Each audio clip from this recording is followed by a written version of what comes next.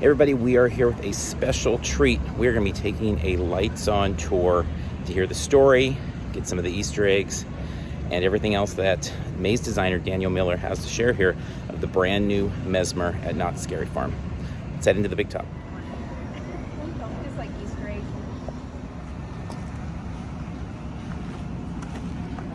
Put that into a maze. If I put like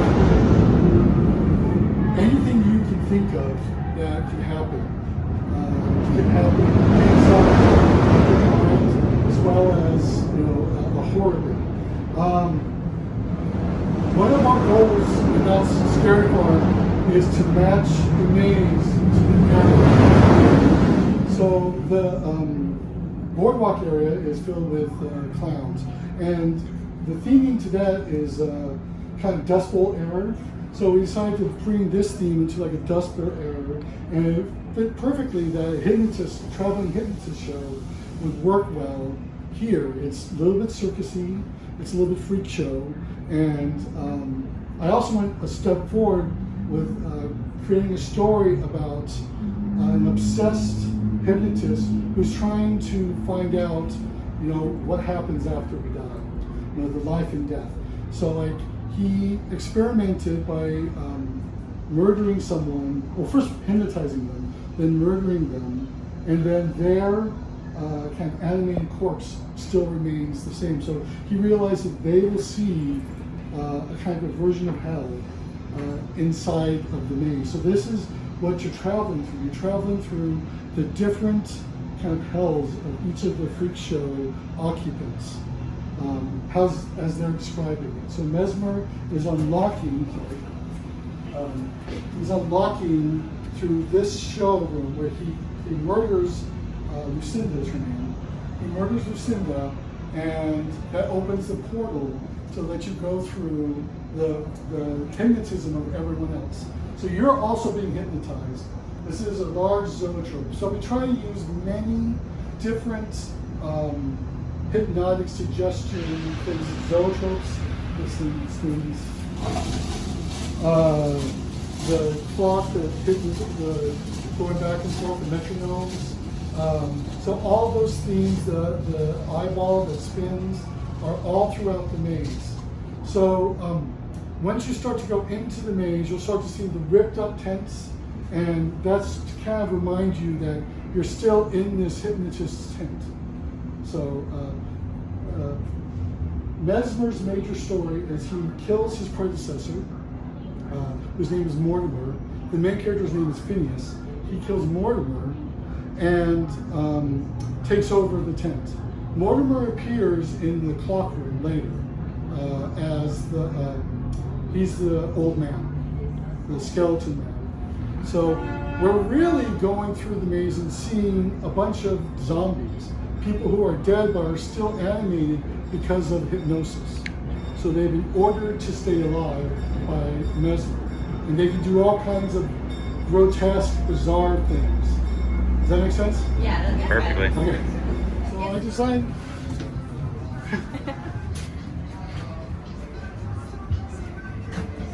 So I designed that room with various video monitors, cockeyed, that kind of just reflect the kind of chaos that you're going through, the life-death portal. Okay.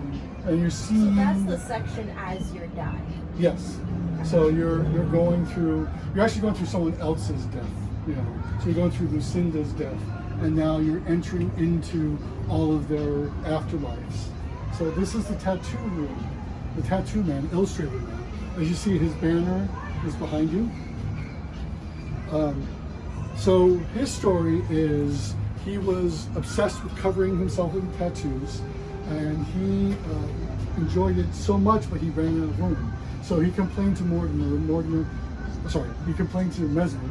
Mesmer, I've run out of room, what can I do? He goes, well, skin has two sides. So he opened himself up and he started tattooing all of his innards. So that's what you're kind of seeing. He tears he also was a tattoo artist himself, so he'll tear some of his victims' flesh off and start to tattoo. Really gruesome, I know, but it's kind of fun. He was a boy who liked to be challenged to swallow things. So he was a sword swallower in the freak show. But he had a show where he'd get up on stage and he'd say, "I will swallow anything you want." And one guy, kind of a jerk, said, "I have this large spider sack." And he was like, "I can do it." So he swallowed the spider sack. And of course, it burst into his stomach, and the spiders crawled out through his mouth and just bit him and created this kind of grotesque monstrosity that you're seeing. The scare here is obviously up here. We have a kind of high tension net that they can scare from. They can also scare from here. And of course, the lighting kind of shifts back and forth from up and down to get this. But I think a lot of people really are grotesque by, grossed out by this. So. Especially spiders. Transitions. Yeah. Thank you. So this is what I mentioned before as Mortimer's room. So he's the previous owner to the freak show, the sideshow, and he dresses in a skeleton. He's very thin. This is his poster, Mr. Skeleton. This is his character. So he still contributes. Sorry, he still contributes to this. And his story is why he's so obsessed with clocks. Is that there's an old song that you can hear faintly in this room called "Grandfather's Clock," and there was also a Twilight Zone episode at one point. But the story was this man as a baby got it as a present, grandfather clock, and he had to wind it every day to keep alive. So Mortimer put that he had to wind this clock every day to keep it going so he can remain alive. So he'll remain alive as long as the clock is wound up. It's a creepy little song. And what I like about the scare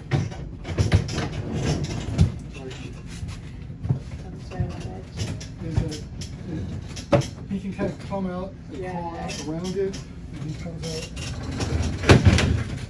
Yeah, and it has this kind of thrust forward. It's kind of fun. Yeah, I remember not being ready for that one. Wow. She couldn't feel the music, so she complained to Mortimer. Sorry, I can't say Mortimer. It's not Mesmer. It's actually his name is Phineas Mesmer. He complained to Mesmer about it, and Mesmer said, "Well, you will feel the music if you use the tendons in your arms." So after the hypnosis, after she died, she opened up her arm and then extended the tendons and started playing on them. And she's like, "I can now feel the music." So Literally feel the vibration. Wow.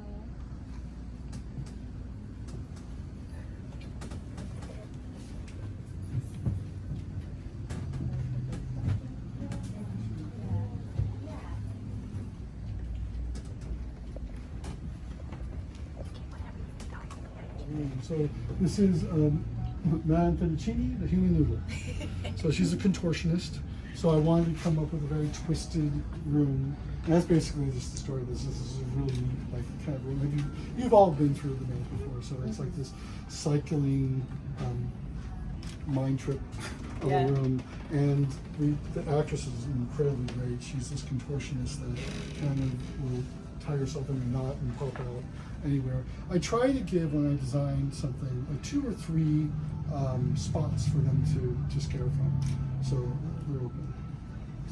I also want to stop for a second and say, this is not just me. There's a whole group of people, talented crew and carpenters and painters, lighting, sound people that put this together. I mean, there'd be nothing without them. The backstage crew is top notch here.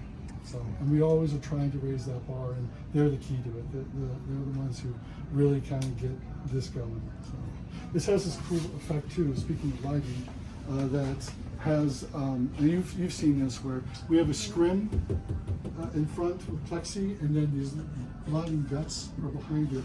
So we have both options to make it look just like a pretty kind of classical marble arch, pillar, yeah, and then from behind it, boom, it's like blood and guts. Perfect. the next room is the snake charmer's room.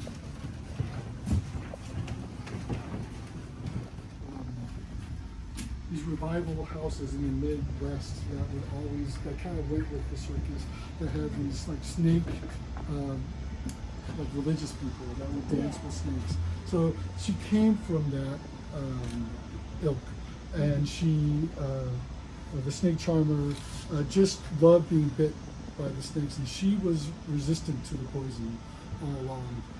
But she really wanted to get closer and closer and closer to what a snake was. So Mesmer said, well, why don't you kill yourself by a snake? And she eventually let the snakes bite her to the point where, she was dead. And this is her nightmare. This kind of temple dedicated to the snake god. I love the painting. There's things that are missing, like that you can't really get to see through the show. There's a wonderful, like a snake goddess painting over here. That's all part of this wall.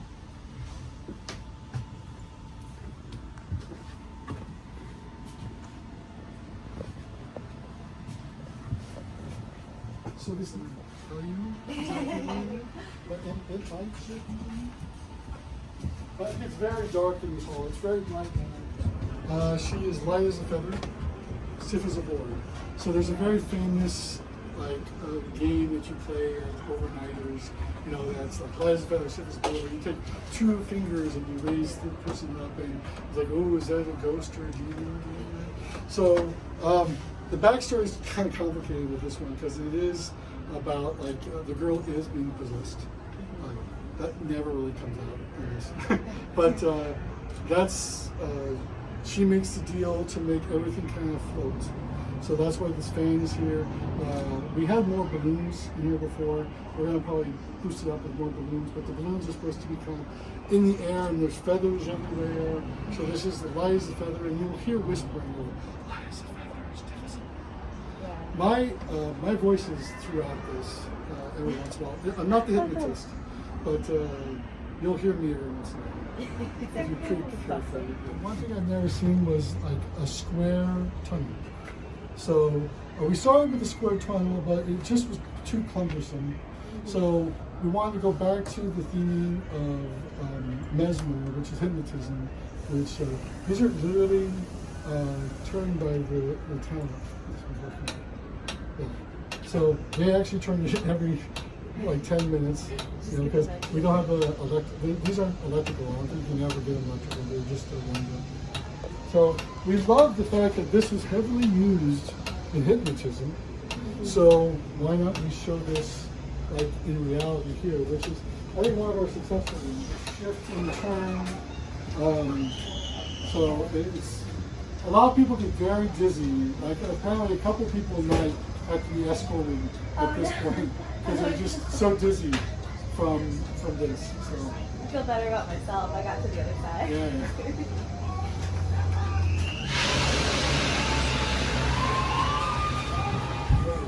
Yeah. Walking through these, almost every maze had them. And we went back to the original formula with this because a lot of times they use fabric that doesn't work very well. But this is the original formula, and this room gets so many people because there's a guy just like this. You just can't tell where they are. Well, now you can. Yeah. You can see what. So this is Vanya the Vein.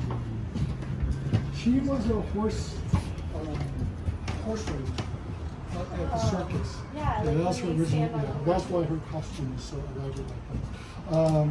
And she. She obviously looked at the mirror and never liked her image, so she smashed it, and the glass shards went into one half of her image. That's why it's one half good, one half bad. So she kind of broke psychologically and said, I'm half good, half bad. And she always turns this way. You'll see a couple of video images behind the mirrors that show her. But she's extremely cool. Great makeup that they came up with this because they use these little mylar pits. Yeah. And I was like, whoa, that's good.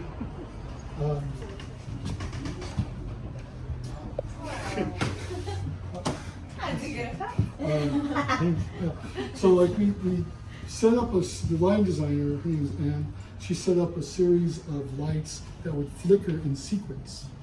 So you're constantly being pushed forward, but you're kind of dizzy with angles that were forced in your ears. One thing we have to realize when we're making mazes, we have to be ADA compliant. There you Uh-oh.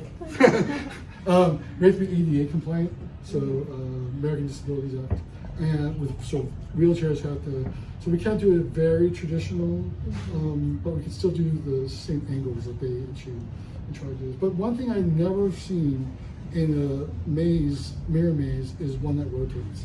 So it's also a safety issue, because then you can, if you actually like stop it, then it won't hurt you. You know? There's no pitch points on it, so it's very fun.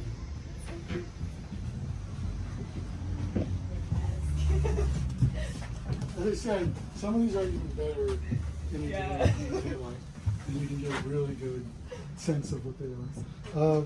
The flesh eater is much like the regurgitator. They are supposed to be like cannibals that were brought into the freak show to show people these grotesque beings. So like kind of big, strong men that probably had big bones that were chewing off the flesh. So they would freak people out. But this is sort of the grotesque version of this. Often this is called Little Miller. So my last name's Miller. So the technical joke that this is based off of me.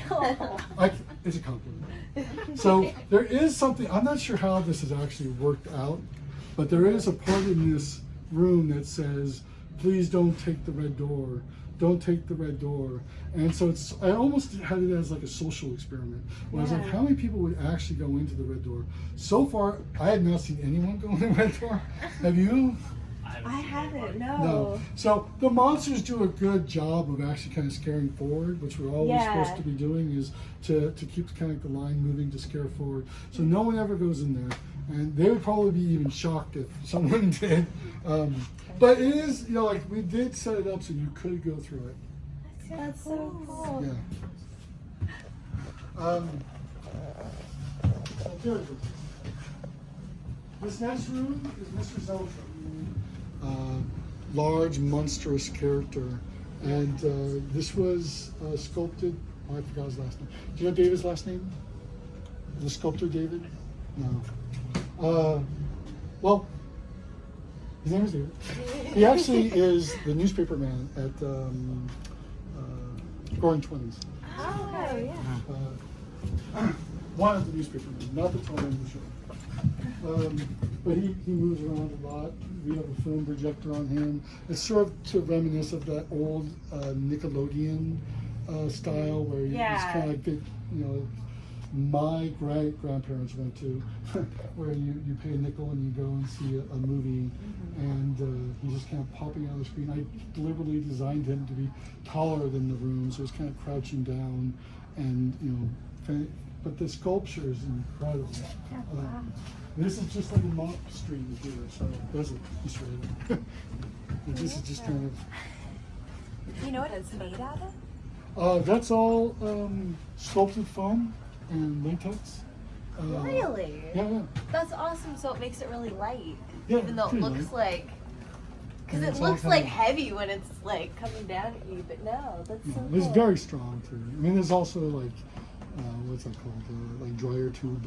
You know, it's all kind of made stuff that you can kind of find. But you know, like that's the secret to. There's very few bought props in this maze. It's all pretty much originally sculpted by our department. It says red room at this point, which is the code word. So at the beginning you hear like if you ever want to get out of this nightmare, say red room. They're asking, well, why is the hypnotist saying red room? What, doesn't he want you to not? But he doesn't want to get trapped in this because it's someone else's nightmare, someone else's hell. So he's saying it to get out because the maze itself has kind of consumed him.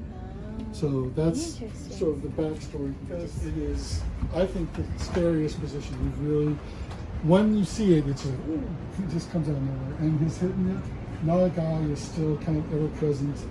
This is all video map. There's like around 4 or 5 different video mappings in this maze. So, cool. And this is the finale. So you then escape the realm of Mesmer.